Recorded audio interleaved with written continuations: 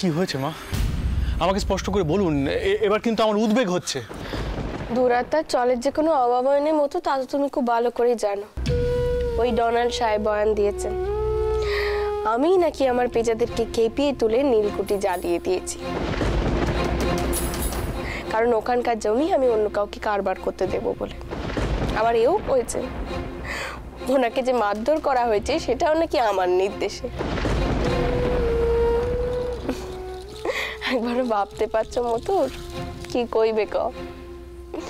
ওখানকার দারোগা আমাকে কয়েছিলেন বড়বাবুরা আসতে পারেন প্রশ্ন করার জন্য। এখন তো দেখছি স্বয়ং হ্যালিডে সাহেবই চলে গেছে। তবে কি জানো তো মথুর, হ্যালিডে সাহেব প্রথম থেকে আমার বিরুদ্ধে, তাই এসব কথা শুনলে উনি তো বিশ্বাস করবেনই। থাক থাক এখন এসব কথা, আমি বরং যাই বৈঠকখানায়, তুমি এখানে থাকো কেমন? আমি কিন্তু আপনাকে মা কিছুতেই হ্যালিডে সাহেবের কাছে একা যেতে দেব না। তিনি যে কতটা রূঢ়ভাষীর মানুষ, কতটা নিষ্ঠুর, সে আর জানা বাকি নেই। আমি যে করে হোক আপনার সাথে যাব। আচ্ছা, আপনার কি মাথা কান একেরে গেছে নাকি? আপনার পায়ের এই অবস্থা, আপনি বিছানা থেকে উঠবেন কি করে শুনি? দেখুন, আজ ভোরের আগে আপনার জ্ঞানও ছিল না। মা, তুমি তোমার জামাইকে এবার বোঝাও তো। মা, আমি জানি দুনিয়ায় এমন কোনো কাজ নেই যা আপনি নিজে সামলাতে পারবেন না, কিন্তু আপনার জন্য নয় মা, আমার নিজের জন্য আমাকে করতে দিন। নীলকর সাহেবের সাথে আমি পেরে উঠিনি, দুহাই মা, এই কাজ আমায় করতে দিন, নিজের জন্য আমায় করতে দিন। দাঁড়িকা, একখানা লাঠি জোগাড় করো দেখি আমার জন্য। লাঠি? লাঠি কেন? কিসের প্রয়োজন লাঠি দিয়ে তোমার? না না না, লাঠির কোনো প্রয়োজন নেই। ছোট মেয়ের জন্য মা, সে যে আমি হাঁটাচলা করতে পারছি না বলে মুখে কিছু দিচ্ছে না, তাকে আমি খাইয়েই ছাড়বো এবার। আবার কেমন কথা? দেখো দেখি ছেলের কান, এই ছেলেকে নিয়ে আমি এখন কি করব? ও তো কারণ কোনো কথাই শোনেনি।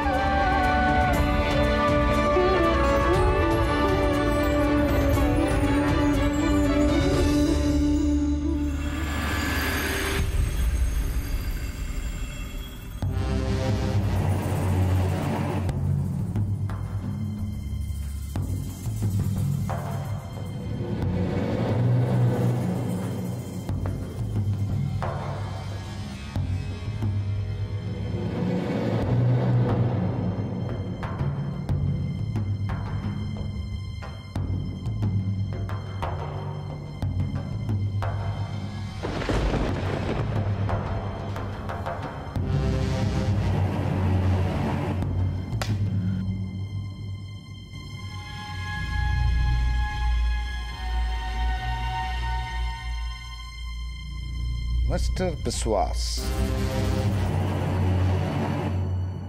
we met again.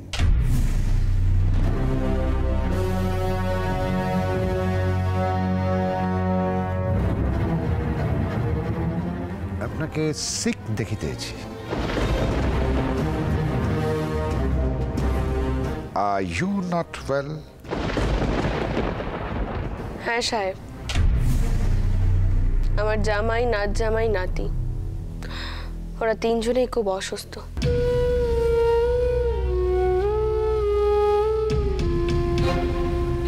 ওদের এখন বিছানায় শুয়ে থাকারই কথা, কিন্তু আপনি এসেছেন বলে তারা নিচে নেমে আসতে বাধ্য হয়েছে, কারণ তারা কেউ চায়নি আমি একা আপনার সম্মুখে আপনার সাথে কথা কইতে আসি।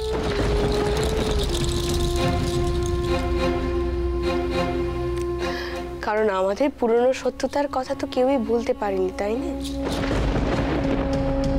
তা বলুন সাহেব, এবার আপনি আমার বিরুদ্ধে কি অভিযোগ নিয়েছেন? ওয়েল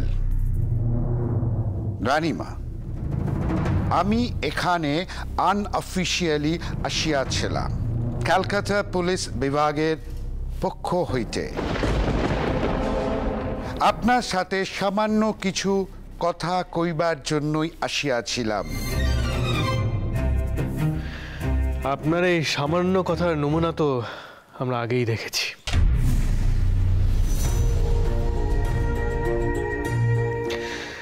আপনি এসেছেন তাই আমাদের সকলের কষ্ট হলেও আমরা এসেছি, আপনার সামনে এসে দাঁড়িয়েছি। May I sit if you don't mind? আসলে কি জানেন তো, এখানে দাঁড়িয়ে থেকে আপনার সাথে কথা বলতে আমার বেশ কষ্টই হচ্ছে। ইহাতে আপত্তির কি আছে mister Biswas? Please sit sit seat.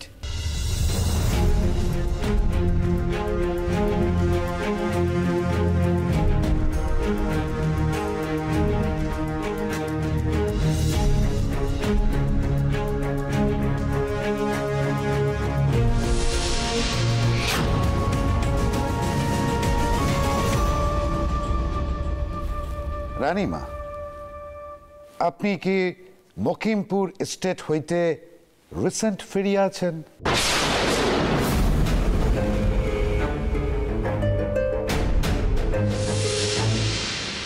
আগে হ্যাঁ সাহেব, কিন্তু এই কথাখানা হঠাৎ কেন শুধুচ্ছেন জানতে পারি?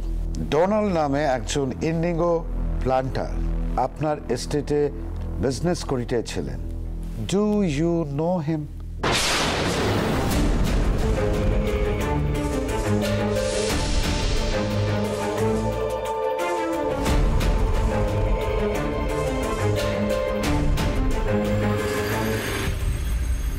অফকোর্স। দেখুন হ্যারিডে সাহেব, রানীমা তালুকে কারবার করলে তো আলাপ পরিচয় থাকতেই হয়।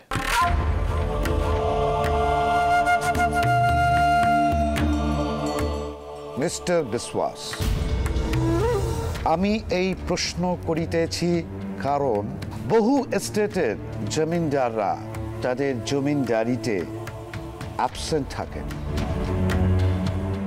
বহু জমিদার তার এস্টেটে ভিজিটও করেন না।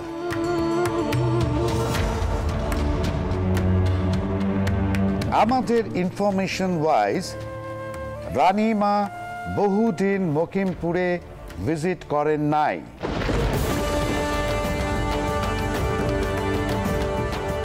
সেই হেতু উনি হয়তো ডোনাল্ডকে চিনতেন না।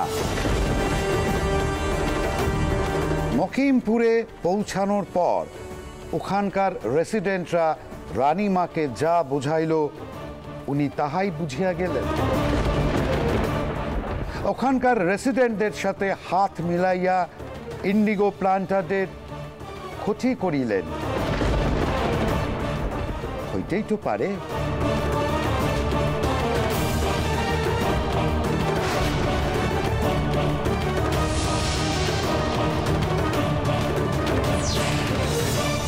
সাহেব, আমাদের দিদমা সম্পর্কে অন্তত জেনে শুনে কথা বলুন। আমাদের দিদমা কখনো কোনো কালে কারুর কোনো ক্ষতি করেননি।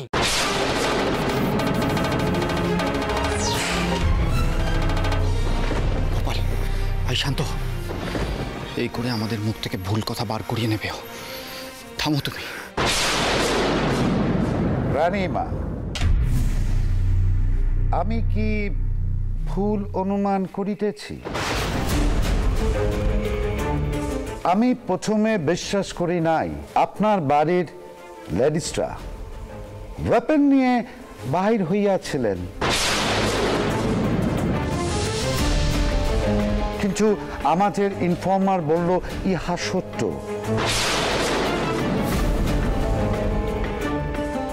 রানীমা, আমি কি ভুল ভাবিতেছি? Please tell me.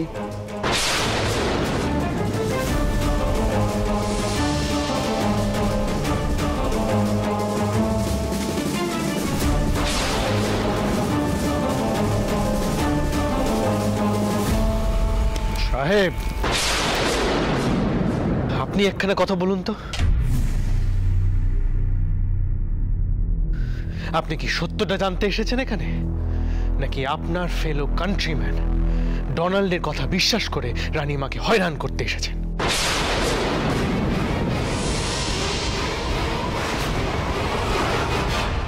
কোনটা? Now you tell us. Calm down mister Biswas. উত্তেজিত হইবেন না, আপনার শরীরটা ভালো নহে।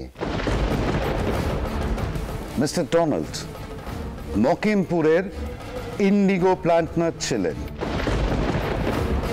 তার অভিযোগ রানীমার প্রজারা নীলকুঠি পুরাইয়া দিয়াছিল,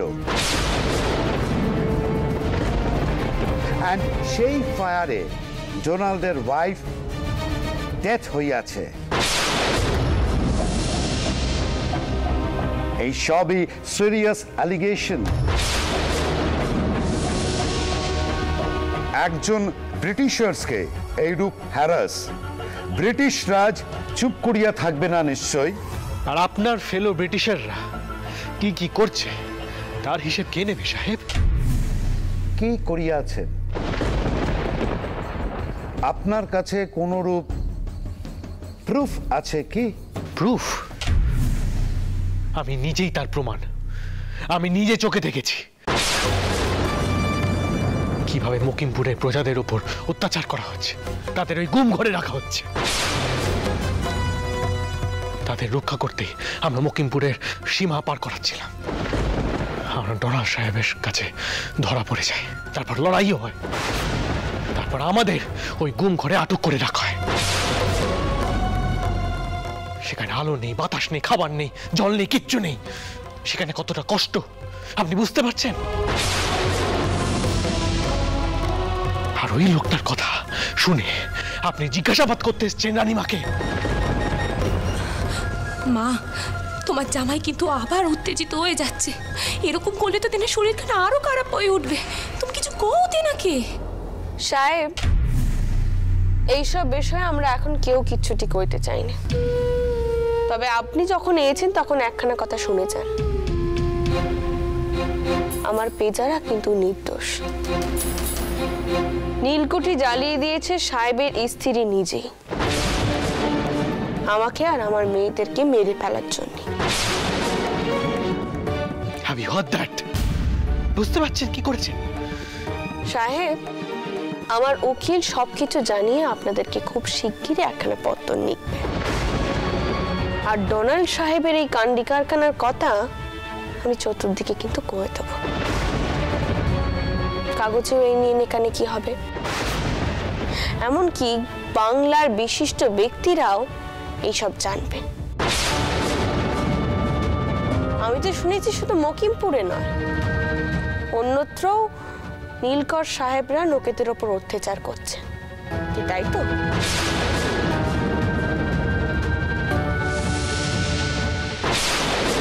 With due apologies, রানীমা, আমি আপনাকে সাবধান করিতেছি, এই সাবজেক্টে অধিক আলোচনা করিবেন না।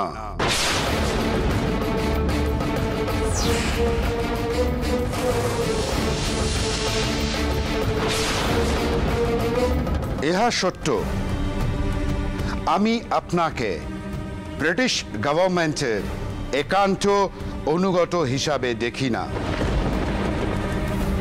বাট এটাও সত্য, আপনারা সরকার বাহাদুরের বিরুদ্ধেও নয়।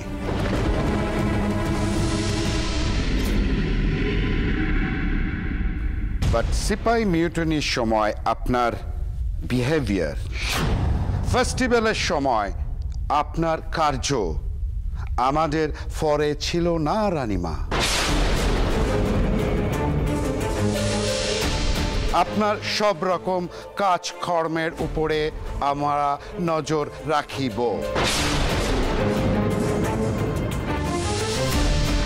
ইন্ডিগো প্লান্টেশনের ব্যাপারে নানান জায়গায় নানান কথাবার্তা হইতেছে। বিভিন্ন স্থানে ব্রিটিশারদের হ্যারাস করা হইতেছে। এই আনরেস্টের মধ্যে নিজেকে জড়াইবেন না। ডোনাল্ড একজন প্লান্টার, তার স্টেটমেন্ট কতটা সত্য তা নিশ্চয়ই যাচাই করা হইবে, কিন্তু দয়া করে আপনি এই বিষয়ে আর অধিক কোনো রকম আলোচনা করিবেন না। ইহা আমার রিকোয়েস্ট রানীমা। রিকোয়েস্ট নাকি প্রচ্ছন্ন হুমকি? যদি আমরা এটা আলোচনা করি, প্রচার করি, কি করবেন আপনি জানতে পারি?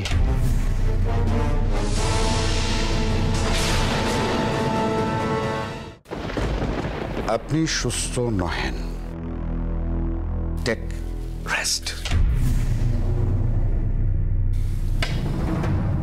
আপনার এই কোয়েশ্চেন আমি ইগনোর করিতেছি, কজ গভর্নমেন্টের এগেনস্টে কোনরূপ খরচ করার অর্থ ট্রেজন, রাজদ্রোহ।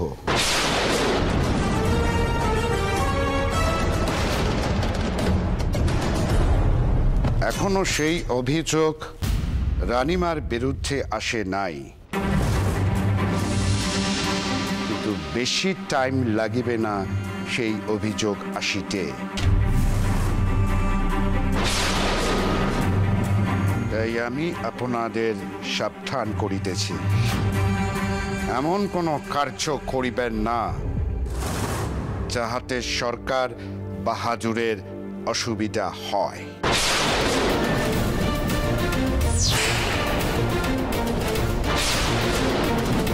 আজ আমি বিদায় লইলাম রানীমা। আশা করি আমার কথাটা আপনি মনে রাখিবেন।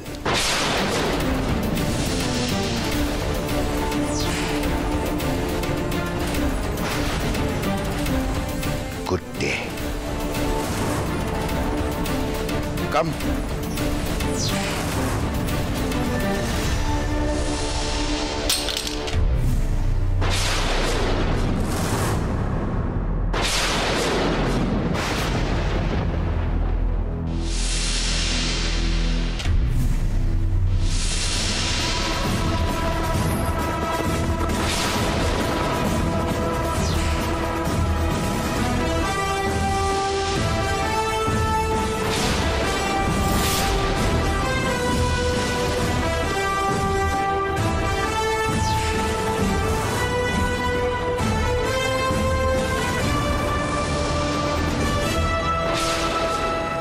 শয়তান মানুষ আমি আগে কখনো দেখিনি। এখানে এসে আপনাকে শাসিয়ে গেল। মা, আপনি তো অস্থির হচ্ছেন কেন? আসুন, বসবে না, আসুন আসুন।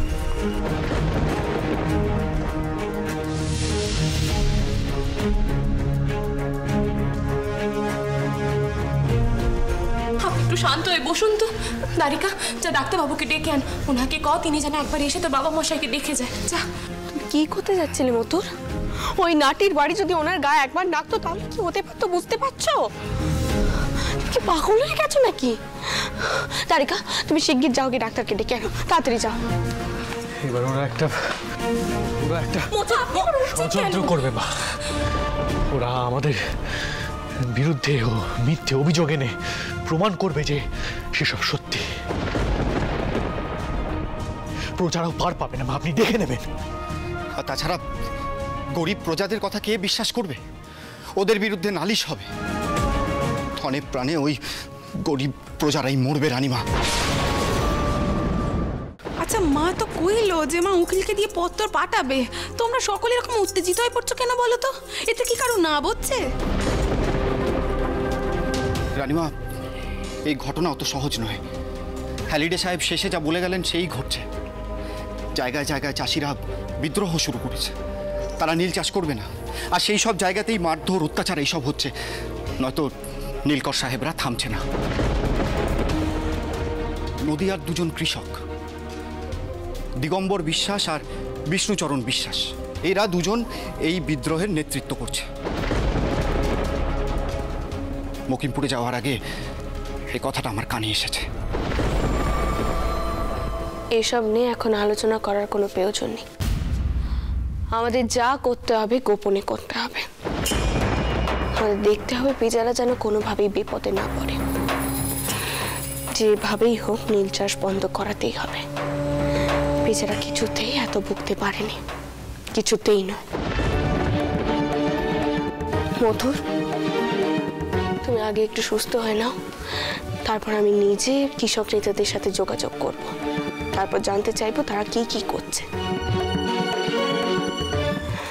আমার মনে হচ্ছে এবার সরকার বাহাদুরের বিরুদ্ধে গিয়ে দাঁড়াতে হবে আমাদেরকে নীল চাষ বন্ধ করার জন্য। কিন্তু যা করতে হবে বুদ্ধি করে করতে হবে। হঠকারিতা করলে কিন্তু চলবে না।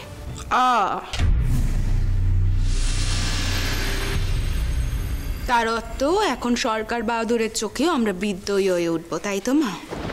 দেখো মা, মকিমপুরে পেঁচাদের রক্ষে করার জন্য বা আমাদের পরিবারের লোকদের রক্ষে করার জন্য তুমি যা যা করেছিলে আমি সব কিছুতে তোমার পাশে ছিলাম মা, কিন্তু আর নয়। এবার কিন্তু তোমরা সমস্ত সীমা পেরিয়ে যাচ্ছ, আর এই ব্যাপারে আমি তোমাকে একদম সমর্থন করছি না। পদ্ম এমন কথা কইলে কি? আচ্ছা তুমি বলো মতন, মকিমপুরের পেজারা রক্ষে পাবে আর অন্য পেজারা রক্ষে পাবে না, তা কি কখনো হয় নাকি? না মা, তা হয় না। আপনি ঠিক কথাই বলেছেন। এই বিষয়ে আমরা হঠকারিতা করলে চলবে না। যাক, আপনি যে এই কথাখানা বুঝেছেন এই অনেক। চলুন এবার ঘরে গিয়ে একটু বিশ্রাম নেবেন ক্ষণ। হ্যাঁ মতন, তোমরা যাও, কে বিশ্রাম না, আমি বরং একটু টাওয়ার করে চাই। মা আমাদের সহায় আছে, তিনি আমাদের যে পথে নিয়ে যাবেন আমরা সে পথেই যাব। জয় মা, জয়।